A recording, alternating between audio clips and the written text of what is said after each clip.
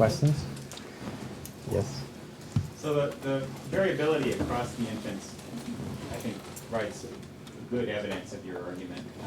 It strikes me that additional evidence might come from the failure of the appropriate response from an alloparent. Right? So if, I've learned through ontogenetic ritualization to spread my legs when I want mom to pick me up, and mom understands that because we've had this history of dyadic interaction, but the total number of events involving some alloparent is much smaller. And if I spread my legs to the alloparent and the alloparent fails to react, it can't be what you're calling, these are all biological actions as far as I'm concerned, so I would take issue with that label, but it can't be canalized, is I think what you mean. Mm-hmm. Well, okay, so here is one thing that we're doing right now. We have a baby chimpanzee whom we know is carried around by different individuals.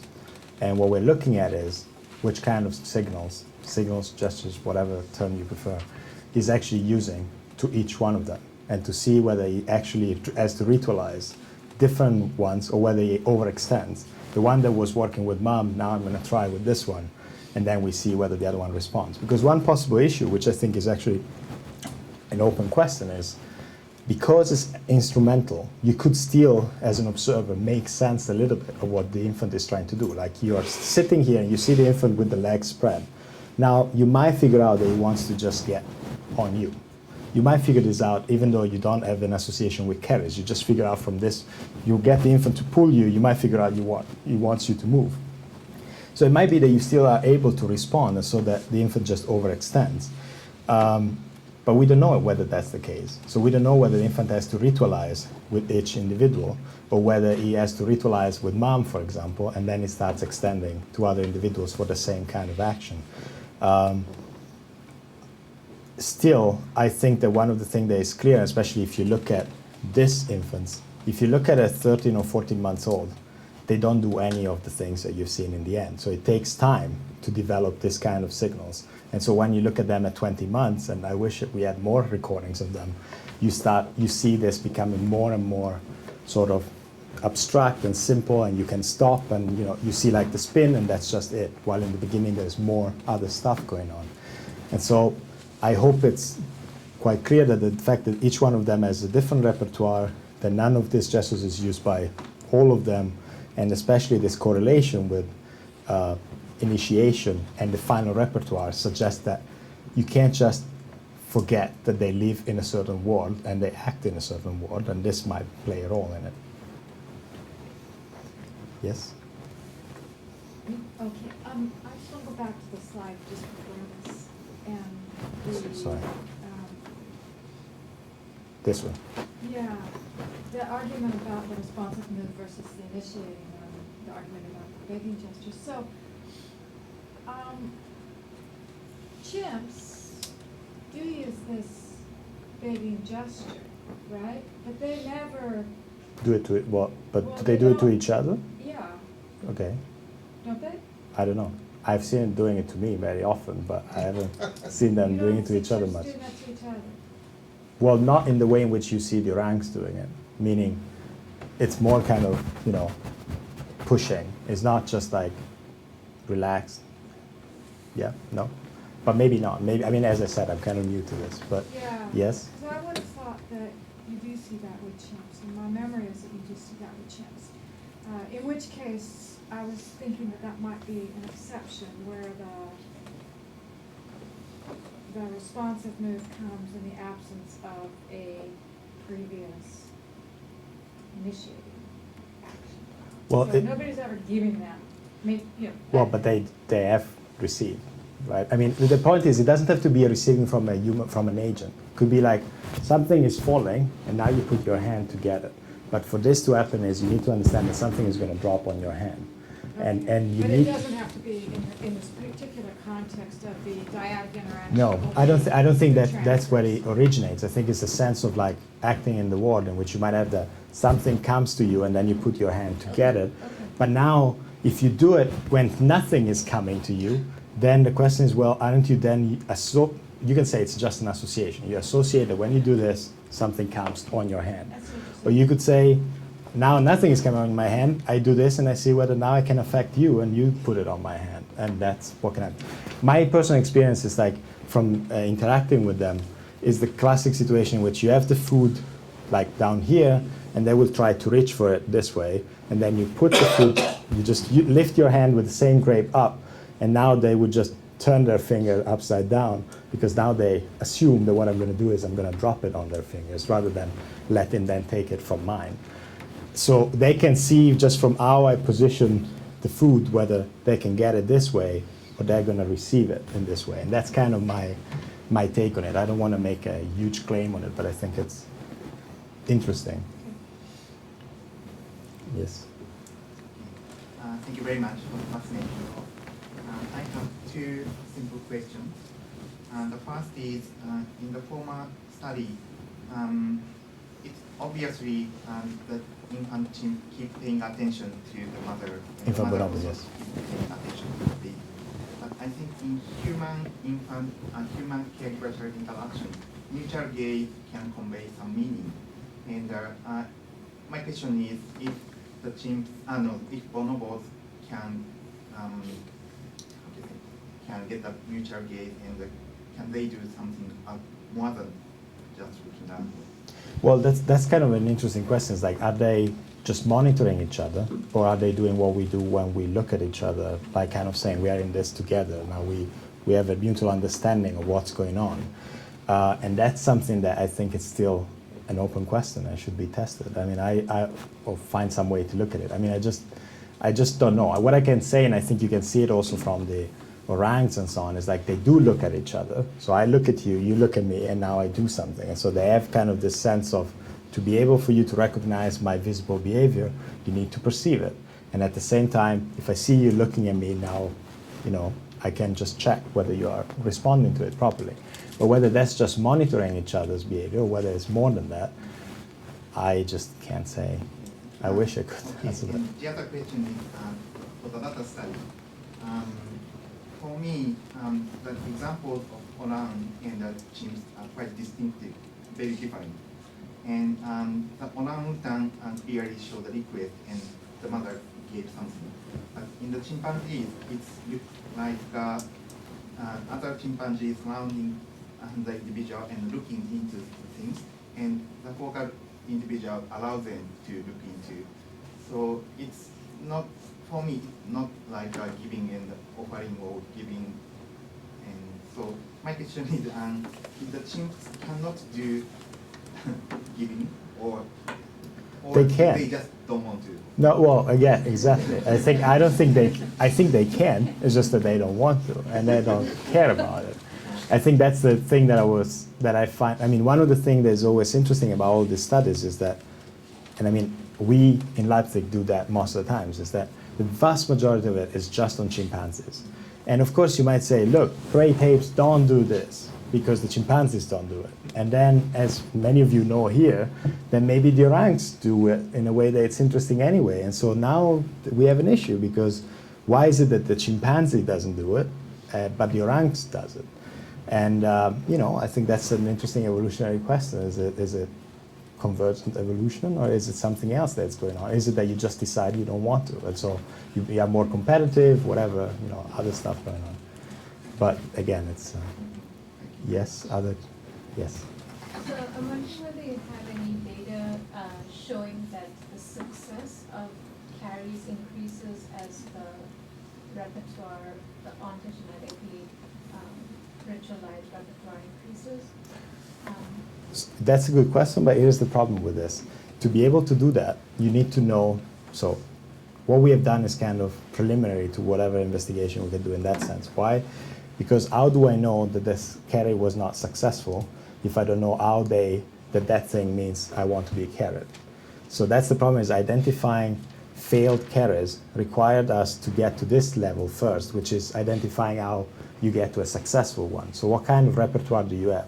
So what we're doing now, and actually that's a good point, we are going back into the same data, and with the knowledge we have now about the 7 different gestures or signals, or sorry about this, I know that I'm using this term gestures in a way that others might disagree with, but the 7 ways of getting a successful carry, when are they used and what can happen in response to this. And for example, with the spin, we have already done that, and we see that it's always in the context of co-locomotion that they attempt this, because what you see is that then they might try a different signal to get mom to pick them up and move. And the other signal they use is one of the ones that we have seen here. So they don't use the spin in a different context. They always use it in this sense of like, let's go together. We don't know much about the other ones. I am sure that lip pucker would be used in many other contexts, fundamentally because it displays distress. But it would be nice if you can find that indeed, I mean, the other point that's interesting about your question is reinforcement, right? So it gets reinforced by having a successful response by mom. And one thing that we don't know is how many times should mom fail to respond before you actually start using something else? Or is it that you just have all of them available and you just keep trying stuff out and see what happens? So is it that at a certain point you try this again and again and then you're like, okay, this doesn't really work for a couple of times, so I try something else? Or is it that, you know, so what I should do is go back and look exactly at the beginning of this gestures or signals and see, you know, what happened before and how many times it got kind of reinforced. Although, as you know, we only have a limited amount of number of hours. We don't have the entire life between 12 and 20 months, so it would be tricky, but it's a good point, yeah. Yes? These are kind of things you've already dealt with, but I'm just struck. And I'm struck by the place of gaze in your analysis. I mean, first of all, I mean, the way I would see that some of the things that you're moving in, you've got to set up a framework where other kinds of sign exchange processes can become possible. But then it seems, and I was actually quite struck by this in your data, is how much the person doing the gesture is monitoring the response of the other party. And I think that's geared toward the organization of coordinated, cooperative action.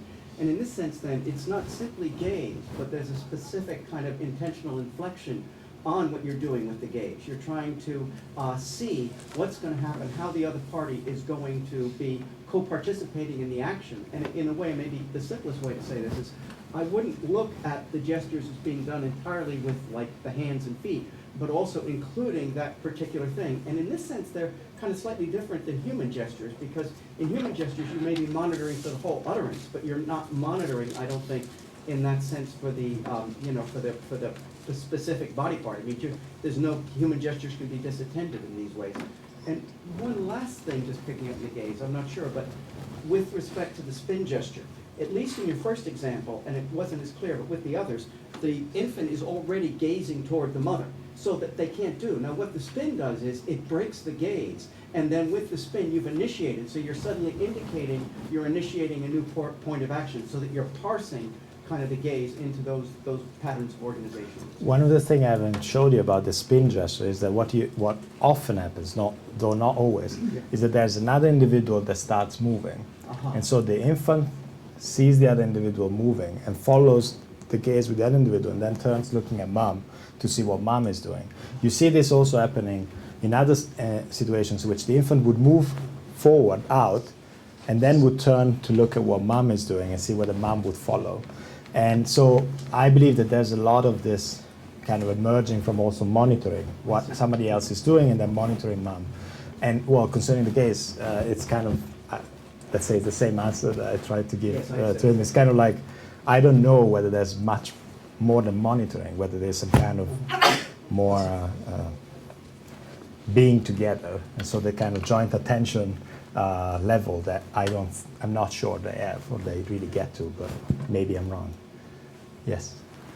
So I wonder whether your choice of domain may actually make it more likely that ontogenetic ritualization is at play because they have so many repeated interactions, and that you would see more phylogenetic ritualization if it were a communicative act that was exhibited towards multiple different people that they didn't interact with so regularly as a mother and infant would.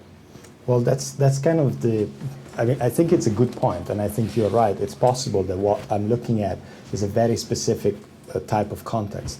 But the other question could be, we don't know really, I mean, as far as I can tell, we haven't done the work at this level in the sense in which you identify the practices and then you see whether they overextend this to another individual doing to obtain the same thing. So whether it's overextension or whether it's constant ritualization with all of them. Now, of course, ideally, you could find a situation in which you introduce a new individual and you see what happens, but it's not really easy to do in the zoo, at least.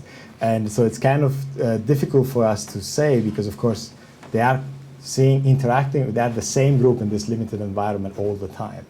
And so that's kind of tricky. But I agree that, the main point for me is not that ontogenic ritualization is the only way, because I try to emphasize like lip pucker is not ontogenetically ritualized. I'm just saying the phylogenetic ritualization is the only way, to me, seems not kind of reasonable given what we see. So there seems to be some place in which, at least many activities, in which something else could be going on. Yes? Yeah. So I'm an infant, I signal your mom, I signal to you to pick me up. How do I know where you're going? I don't think that's what matters. That's an interesting question, though. Because any place but here, is that? That's a very interesting question. It's like, for example, when you see that they look at another individual moving, I would assume that what they have in mind is to kind of walk with the other one. Yeah. So to have moving with the other one. That's something we haven't looked at. I think it's a very good point, is whether you could actually figure out that maybe there is some kind of more specific indication of where to go. I doubt that the spread leg says, I want to go this way or that way, but it might be that there are other things that they might use to kind of indicate. I think this turning and looking in one direction, or kind of starting moving in one direction and then looking back, is kind of saying, this is where I want to go. Now, are you, mom, coming with me? But I think, one of the things about carriers is, as you know, this young infant, fundamentally mom stays at no more than 2 meters distance all the time. And the reason are multiple, starting from danger from other individuals and so on. I have a nice clip in which you see there is an infant hanging on one side, and on the same branch there is a male bonobo. And mom has just moved slightly away, and you see the infant kind of protesting. And what mom does is she looks at the male first, looks at the infant, looks at the male, and then jumps like 2 meters, jumps to grab the infant and put her back towards the male, because she's clearly acting like she's worried that the male might actually attack or do something. So sometimes it's like they just want to move, and they know they're not going to move more than 2 meters away alone. And so maybe you just want mom to start moving. Although, as I said, it's not really, I think there might be other reasons as well. But it's a good point. Like, is there some indication of the direction of where they want to move? Or is it just like, I just want to be carried around somewhere? And the other possibility, it seems to me, is that there's a lot of mutual understanding of the context. So that once the baby indicates that she wants to go go, mom knows where she wants to go because she knows the situation. Exactly, yeah, absolutely. I think context, that's the other thing that seems clear here, is it plays a humongous role in how they understand what the other one wants. If I'm eating and you do this, clearly you want food. But if I have some tool in my hand and you do this, then I might want a tool. So it's the same gesture, the same form, but now context tells me what I'm actually going for, or at least context might help me figuring out what you want, let's say. I don't know how long I can go. Time for maybe one more question. Okay, yes. So you hinted at this in some of your remarks, but it wasn't clear to me whether you've systematized this in the data. One thing one would expect with ontogenetic ritualization is precisely that, ritualization. That is, that one would expect a streamlining of the signal down to the core phoneme, as it were, over time. And I wonder whether you've done that, whether you plan to do that, etc. Well, in the time course of a given individual, right? So you suggested that with the leg spread example, but it's unclear to me whether you quantify that. Well, that would be a question for you. So we want to do the developmental and exactly the streamlining of it, because I think right until now nobody has actually shown step by step how it goes. The problem is, how do you quantify this when you see, like with the spread legs, it's like, the stuff that happens before it actually is a signal. It's not clear to me that there was a signal. That was still acting and there was some kind of change. But how do you quantify the change apart from, kind of showing instance after instance happening through time, that this is what happens? Right, but once you I don't know if you have any idea about that. Once you have what looks like the signal initiated, so mother now responds with some kind of regular frequency to the infant's actions. Right? Then starting forward from there, if if it's true ritualization, you should see the signal streamline. So all I have to do is this to spread my legs, and I get the response. I don't have to wave them around, provided that I'm in front of the mother and she can Sure. see me and all the rest. So, I mean, start your time course once you've decided now there is definite mutual understanding on this, and you know, count, I don't know, milliseconds, whatever that the display occurs. Oh, I see what you mean. Okay, so you mean quantification in terms of the kind of timing of the response and so on. I thought you wanted me to say how many times, you know, how much do you have to spread your legs to figure out when it's enough to, okay, sorry. I was just, okay, no, but that's a good the point. signal Yeah. should become more efficient, right? That is. Yeah, exactly, Except exactly. context matters. If mom is looking away, I mean, you have to really. Right, that's why I said when you're only gonna start the clock when. When the mother other one is can proceed, looking yes, And yes. infant is looking at mother, and mother is looking. There are other things that can distract mom too. I mean, if she's eating or not, you know what I mean? Well, but with a streamlined signal, what should happen then is I flash the signal, I don't get a response, I flash the signal again, not, I just keep the signal constant, right? Yeah, which you actually see. So with the spread legs, they keep the signal constant. With the other ones, they just try another one. So they just, or they do the same signal and try to pull mom. So again, when do they go one way or the other? That's kind of another question. Okay, I think we need to end it there. Thank you so much.